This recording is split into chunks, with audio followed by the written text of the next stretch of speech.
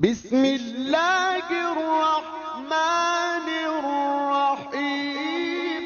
نحمده نصلی علی رسولہ الکریم اما بعد فاعوذ باللہ من الشیطان الرجیم بسم اللہ الرحمن الرحیم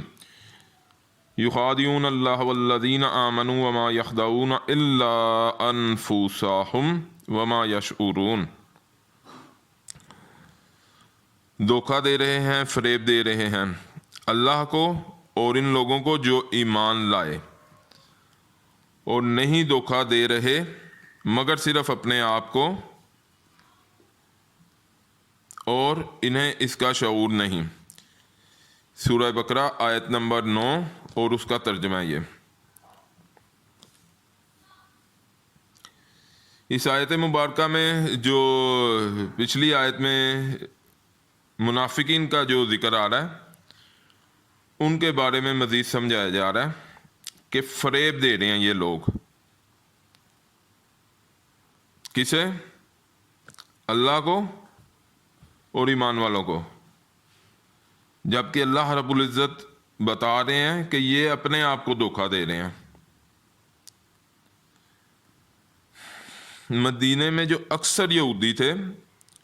مسلمانوں کو غلط کہتے تھے، یعنی کہ ان کے ذہن میں تو تھا کہ ہم لوگ خود ہی بڑے اعلیٰ لوگ ہیں،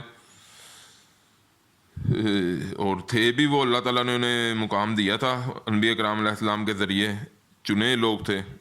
ابھی آگے ہم پڑھیں گے ان کے بارے میں تفاصیل۔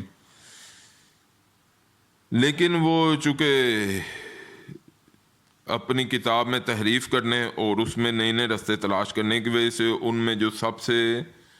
برائی جو جنم لے چکی تھی وہ منافقت تھی، یعنی کہ وہ لوگ صرف اپنے آپ کو غلط، اپنے آپ کو صحیح، اور مسلمانوں کو، نبی صلی اللہ علیہ وسلم مدینہ ہجرت کر کے گئے ہیں، ان کے خیال میں کہ یہ بے وقوف لوگ جو گھر بار چھوڑ کر اپنے بچوں کو قریش کے رحم و کرم پر چھوڑ کر آ گئے ہیں، یہ کیسے عقل مند ہیں، خود یہاں آ گئے ہیں، گھر بار کا کوئی پتہ نہیں ہے انہیں، اور بچوں کو ادھر سردارانہ قریش کے رحم و کرم پر چھوڑ دیا۔ یعنی کہ وہ لوگ عقلی دلیل لے رہے ہیں، عقل پر اکتفا کر رہے ہیں، اور جو ہمیں نبی صلی اللہ علیہ وسلم اور صحابہ کرام سے رضی اللہ عنہما سے جو ایمان کا درس ملتا ہے وہ ایمان بالغیب کے ذریعے، جو ہم نے اس سورہ مبارکہ کے شروع میں کہ الذین یؤمنون بالغیب جو بات سمجھ آتی ہے، یہاں پر ایمان غیب پر عمل کرنا مسلمان سے سیکھنا چاہیے۔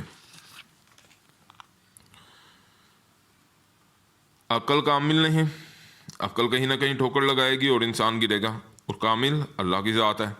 اللہ کی ذات پر یقین رکھنا ہے تو آپ کو غیب پر یقین رکھنا پڑے گا، اور ہر کچھ اچھا ہی اچھا ہو، مسلمان کا یہ ایمان نہیں ہے۔ زندگی ہے، چلتے رہتے ہیں اپ ڈاؤن۔ لیکن یہودی عالم جو، اور آج بھی آپ اگر دیکھیں تو ان کی کیلکولیشن بہت زیادہ وہ کرتے ہیں، پیپر ورکنگ، اور اسی کی وجہ سے بتایا جا رہا ہے فریب دیتے ہیں